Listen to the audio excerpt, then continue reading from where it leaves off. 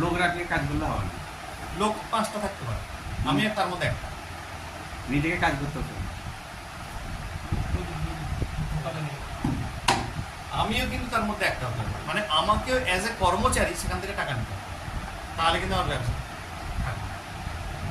Service লাইফের সাথে সার্ভিসের সঙ্গে যুক্ত। যে কোনো শুক্র শনি যেখানেই কম্বিনেশন দেখবে, যে কোনো তাকে একটা পরিষ্কার বলে দেবে তুই যা করবি তাতেই তোর টাকা আছে। এরা কিন্তু মাল্টিপারপাস কর্ম করতে পারে, এরা কারো বাজার করেও সেখান থেকে ইনকাম করতে পারে, এরা ঘরে বসে মানে অনলাইনে কাজ করেও ইনকাম করতে পারে।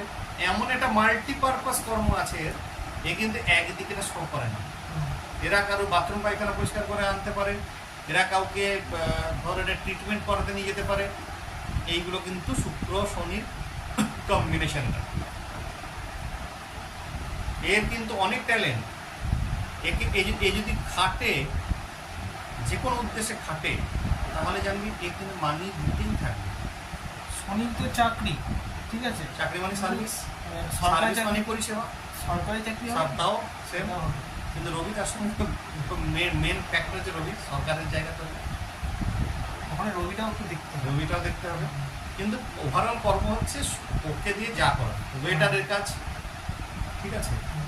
বড় চাকরিজীবী হলেও কি হবে, বড় বড় ডিপার্টমেন্টের চাকরি করছে। এবারে কত ভালো শনি কত ভালো শুক্র সেটা পরের জাজমেন্ট, হ্যাঁ। বুঝে গেল। কিন্তু শনি শুক্র থাকলেই বুঝতে হবে সেইটা একবার কতটা খাটায় মা লক্ষ্মী আছে।